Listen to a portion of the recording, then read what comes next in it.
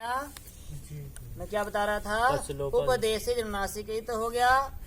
और अगला सूत्र लिखवाया तस्य लोप, जिसकी इत संज्ञा होती है उसका लोप हो जाता है। आ गया समझ में? अब बात उठती है कि लोप किसे कहते हैं? कौन बताएगा लोप किसे कहते हैं? अदर्शनम लोप, अर्थात जिसका जो चीज दिखाई देकर ना दिखाई दे बाद में उसे क्या कहेंगे? अदर्शन। उसे कहेंगे लोप। अदर्शनम लोप। जो चीज होकर दिखाई ना दे उसे क्या कहेंगे? अदर्शन। अदर्शन क्या कहते हैं? लोप को अदर्शन कहते हैं। अदर्शनम लोप। लोप किसे कहते हैं? अदर्शन को लोप कहते हैं। आगे समझ में? अगला सूत्र चले। हलंत्यम, इत संज्ञा का दूसरा सूत्र लिखें आप लोग। हलंत्यम,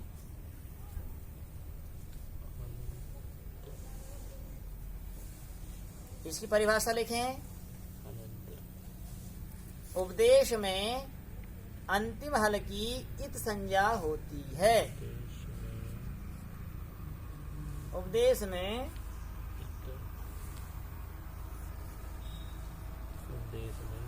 उपदेश में अंतिम हल की इत संज्ञा होती है। तो उपदेश समझ में आ गए सबको? मैं जहां भी उपदेश की बात करूंगा तो 5 पुस्तक को समझना है।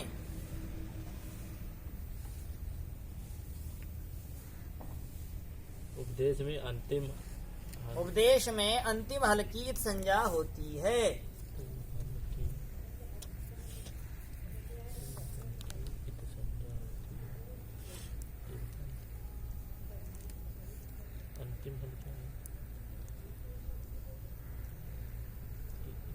परिभाषा लिख लिया आपने?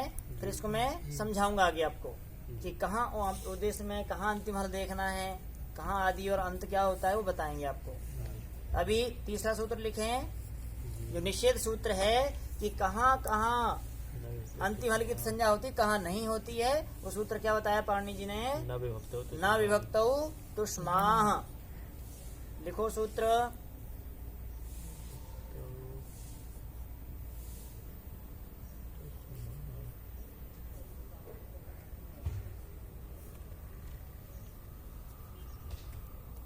विभक्ति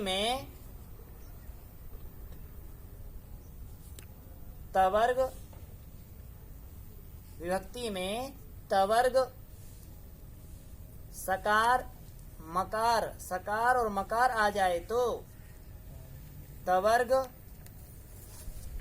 सकार मकार, तवर्ग और सकार या मकार आ जाए तो उनकी संज्ञा नहीं होती। अर्थात हलंत्यम सूत्र क्या कर रहा था? सबकी संज्ञा करने लगा था, मगर पाणिनि ने कहा इन स्थितियों में विभक्तियों में कहीं भी तवर्ग आ जाए या मकार या सकार आ जाए तो संज्ञा मत करना। सकार, तीनों सकार आ जाएंगे। दंत सकार।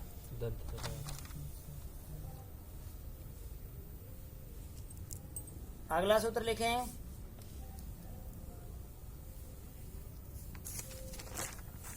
चुटू,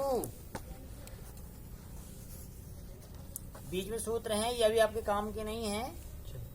ये आपको तिङंत रूप सिखाएंगे तब वहां आपको धातु में काम आएंगे। चुटू सूत्र लिख लिए सभी ने? चू जानते? चू और टू इसे कहते हैं। चू मतलब चवर्ग, टू मतलब टवर्ग। अर्थात अनुवृत्ति लाते हैं। अनुवृत्ति जानते हैं? अनुवृत्ति कहते हैं उधार लेना, अनुमति लेना।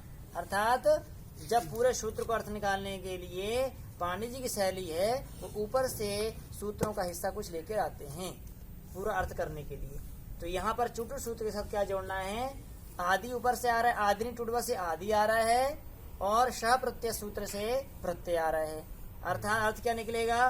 प्रत्यय के आदि में। अर्थ लिख लिए, परिभाषा लिखो इसकी। प्रत्यय के आदि में चवर्ग और टवर्ग की संज्ञा हो जाती है। चवर्ग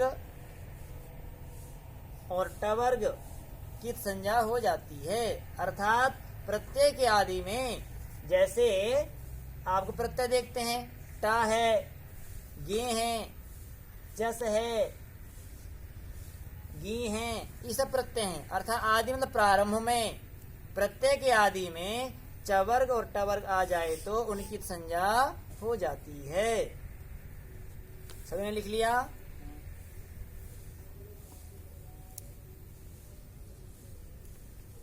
अगला सूत्र है लशक्व तद्धिते, लसकु अतद्धिते।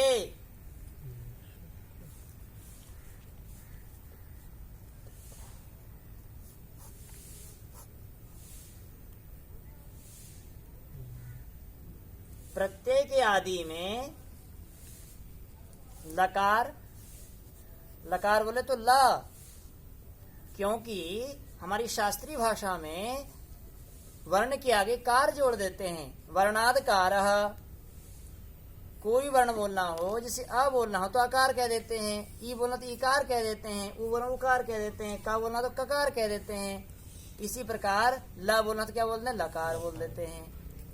जब रेप को बोल रा को बोलना हो तो रकार नहीं बोलते, वहां पर कहा है रादिफ, र से इफ प्रत्यय कर देंगे तो क्या बन जाएगा, रेफ, अर्थात रेफांत। है समझ में? तो लकार प्रत्यय के आदि में, ये प्रत्यय के आदि ऊपर से अनुवृत्ति आ रही है, ऊपर से उधार ले रहे हैं सूत्र का हिस्सा कुछ।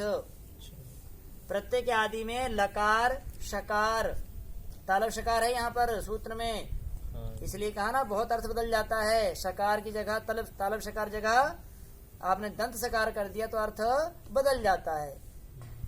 लकार सकार, प्रत्यय के आदि में लकार और शकार और क वर्ग आ जाए तो, और क वर्ग आ जाए तो उनकी संज्ञा हो जाती है, उनकी संज्ञा हो जाती है।